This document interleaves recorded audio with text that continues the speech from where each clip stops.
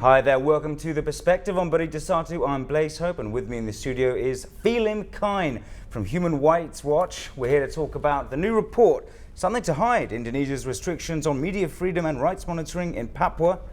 There's the cover and the plug. Phelim, good to have you on board. Thank you very much, our pleasure.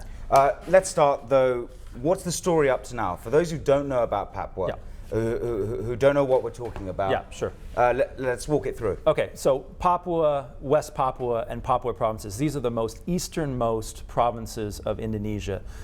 This area is an area where there has been a long-term... Papua and West Papua. Papua and West Papua. So there's been a long-term, low-level insurgency in this area. It's also an area which the government has, over a period of decades, restricted and in certain periods completely blocked foreign media from accessing. Okay, we'll move to history. Now this report, it's talking about President Jokowi. And he made a pledge, May 10th of this year, that he would allow foreign media access and didn't follow up with a presidential directive. What's been the narrative that Human Rights Watch has seen? Okay, so what we've seen is, as you note, President Widodo had the courage and the wisdom to note and to take action against these restrictions on foreign media to Papua. But unfortunately, because there has not been a presidential directive, it's created this vacuum in terms of how the bureaucracy, which has decades-long experience in blocking foreign media to Papua, in actually implementing this policy. So what we've seen and documented over the past 6 months is that elements of the bureaucracy issue contradictory, confusing instructions to foreign media, which in effect means it's business as usual and foreign media can't get into Papua.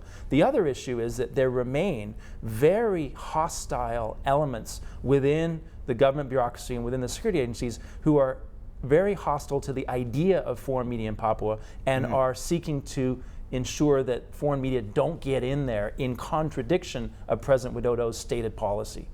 Okay, well, would you say that the president may be to blame for not pushing this through? The president did a courageous thing in addressing a policy that was wrong It's and the opening infrastructure. it up. It's the existing infrastructure. So his intention is good, but unfortunately the lack of follow-through means that his stated intention to open Papua to foreign media really can't happen. Okay, well, what did HRW expect going into it?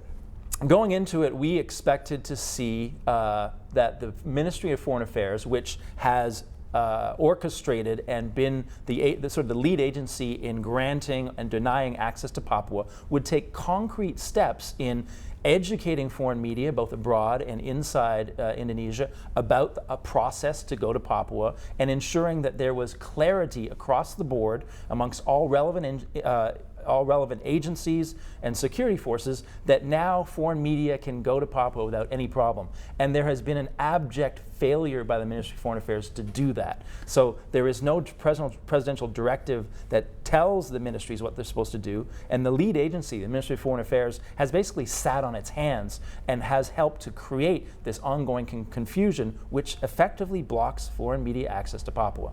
Well, we've got three things here. We've got the executive, Jokowi. We've covered that for the moment, but we'll keep coming back to it. Yeah. And now we've got the Foreign Ministry and the Security Ministry, which will come up with the insurgency. Maybe they've been busy? Haj? They've had 6 months, and we've met with the Foreign Ministry, and what they've said is, this is a transition period. But when we have asked them, what exactly have you done to make this transition period actually a period in which policy can change, they don't have any concrete answers. Well, are they giving you answers or stonewalling? They are, what they're telling us is that what they have done is essentially one thing, and that is they issued a directive to foreign embassies, to Indonesian embassies overseas, which specifically informed the embassies to ensure that all foreign media who apply to go to Papua fill out the visa form in full. Now, to you and to me, that sounds like something that people have to do anyway. You don't require a special directive to do what is already the rule.